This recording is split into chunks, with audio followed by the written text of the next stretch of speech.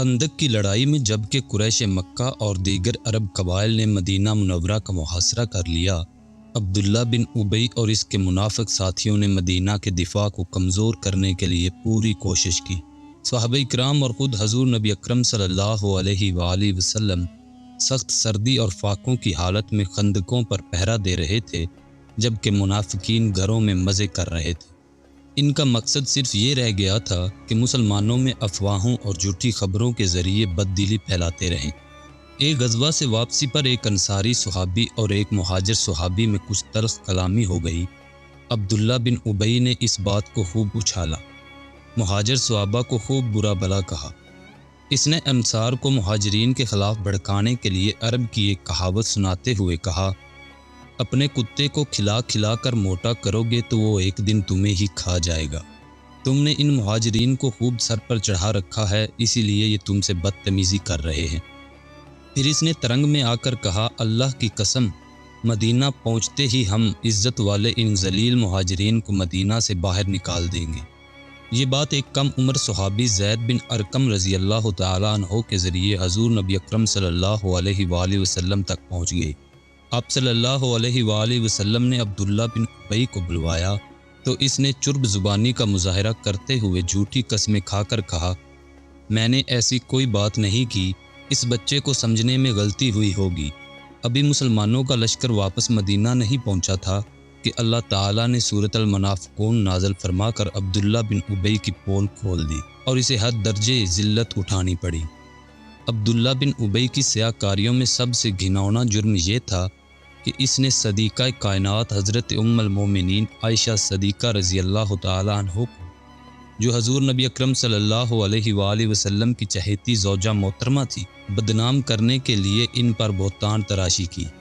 اس واقعے سے حضور نبی اکرم صلی اللہ علیہ وآلہ وسلم، ام المومنین اور تمام مسلمانوں کا صدمے سے برا حال ہو گیا۔ آخر کار اللہ تعالیٰ نے سورۃ النور کے رکوع 2 اور 3 کی آیات نازل فرما کر حضرت ام المومنین کی پاک بازی اور عبداللہ بن ابی کی سازش کو ظاہر فرما دیا۔ اس صورت میں بیان کردہ قانون کے مطابق عبداللہ بن ابی کو ایک پاک باز مسلمان خاتون پر الزام تلاشی کے جرم میں 80 کوڑے لگائے گئے، جبکہ آخرت کی دردناک سزا اس کے علاوہ ہے۔ اپنی سازشوں میں مسلسل ناکامی کا منہ دیکھنے کے بعد منافقین نے خود حضور نبی اکرم صلی اللہ علیہ وآلہ وسلم کو قتل کرنے کا منصوبہ بنایا۔ غزوہ تبوک کے موقع پر منافقین کی اکثریت مدینہ منورہ ہی میں رہ گئی تھی، مگر کچھ منافقین حضور نبی اکرم صلی اللہ علیہ وآلہ وسلم کے ساتھ چلے گئے تھے۔ ان کا مقصد یہ تھا کہ موقع ملتے ہی حضور نبی اکرم صلی اللہ علیہ وآلہ وسلم پر حملہ کر دیں گے۔ غزوہ تبوک سے واپسی کے سفر میں ایک پہاڑی کی تنگ گھاٹی سے مسلمان ایک ایک دو دو کر کے گزر رہے تھے، منافقین وہیں گھات لگا کر بیٹھ گئے۔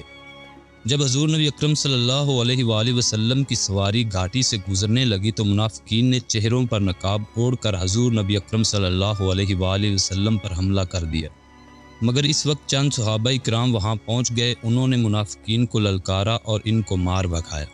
حضور نبی اکرم صلی اللہ علیہ وآلہ وسلم نے اپنے ایک صحابی حضرت حذیفہ رضی اللہ تعالیٰ عنہ کو ان سب منافقین کے نام بتا دیے تھے جو مسلمانوں کی صفوں میں شامل ہو چکے تھے، اس لیے حضرت حذیفہ رضی اللہ تعالیٰ عنہ کو رسول اللہ صلی اللہ علیہ وآلہ وسلم کا رازدار بھی کہا جاتا ہے۔ اس بدترین حرکات کے باعث عبداللہ بن ابی دنیا میں ذلیل ہو چکا تھا۔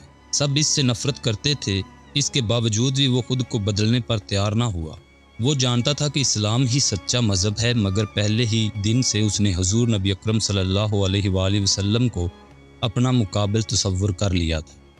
یہ بات اس کے دل سے آخر تک نہ نکلی اور وہ سچے دل سے کبھی اسلام نہ لایا۔ اس کے کئی منافق ساتھی اپنی حرکات سے تائب ہو کر سچے مسلمان بن گئے تھے، مگر اس کی موت کفر ہی کی حالت میں ہوئی۔ اس کے بیٹے ایک سچے اور مخلص صحابی تھے، ان کی درخواست پر حضور نبی اکرم صلی اللہ علیہ وآلہ وسلم نے عبداللہ بن ابی کی تمام سیاہ کاریوں کو بلا کر اسے اپنے کرتے میں کفن دیا اور نماز جنازہ بھی پڑھا دی۔ اس موقع پر اللہ تعالیٰ نے سورۃ التوبہ کی ایک آیت نازل فرمائی جس کا ترجمہ یہ ہے، آپ ان منافقین میں سے کسی مرنے والے کی کبھی نماز جنازہ نہ پڑھائیے گا، اور حضور نبی اکرم صلی اللہ علیہ وآلہ وسلم کو آئندہ کے لیے اس سے منع فرما دیا۔ عبداللہ بن ابی امت مسلمہ کی آستین میں پلنے والا پہلا سیاہ ناگ تھا۔ اس نے مسلمانوں کو تباہ کرنے کی ایسی خطرناک سازشیں مرتب کی کہ اگر اللہ تعالیٰ کی خاص مدد نہ ہوتی اور وحی کے نزول کا سلسلہ نہ ہوتا تو مسلمان آپس میں لڑ کر مر جاتے اور اسلام چند ہی برسوں میں بے نام و نشان ہو جاتا۔ عبداللہ بن ابی کا ہم خیال یہودی ٹولہ اس کے مرنے کے بعد بھی مسلمانوں کے خلاف سازشیں کرنے میں مصروف رہا۔ انہوں نے اگلی صدیوں میں آستین کے بے شمار سانپ مسلمانوں کی صفوں میں چھوڑے۔